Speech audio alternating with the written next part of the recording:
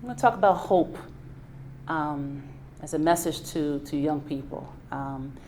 As we all know, there were two very detrimental tragedies that recently occurred in our country. One that happened in Dayton, Ohio, and the other one which happened in El Paso, Texas, where a person came in and pretty much used an AK-47 and shot and killed 9 people in Ohio and I believe 22 people in El Paso, Texas.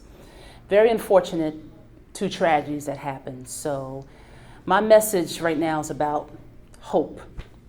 And sometimes to young people, hope is pretty much this profane word of I don't feel hopeful, I don't feel safe. So I think one thing that young people need to remember that when they do go back to school, either this month, later this month, or starting after Labor Day this year, is to always pay attention to the drills. We live in a time and a climate where we have to go through a lot of drills, not just fire drills, but also if there is an active shooter and what we have to do. So as a former middle school teacher, we had to do active shooter drills every month. And it was kind of hard for young people to remain hopeful. But I do want to say that to remain hopeful is a positive thing. It gives you a lot of strength.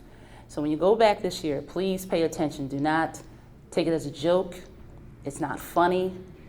If you want to remain hopeful, please take those active shooter drills, along with fire drills and anything else, very, very extremely seriously. Listen to those teachers when they tell you to be quiet in a certain secluded corner. Those schools are there to keep you safe and to keep teachers safe and to make sure that your families know that you are safe. And trust me, there's an alert that's also sent out to families to let them know we currently went through an active shooter drill in case families get worried about that. So maintain a level of hope, whether you are in your communities, you're in your schools, because believe it or not, there are people there who keep you safe. They may not speak to you right away, they may not look your way, but they are looking out for you in the way that they know how. So again, when you go back to school this year, please take into account, in order to remain hopeful, is to be an active listener when those teachers and your principals are going over those drills. Follow instructions. It's not funny. So just remember that.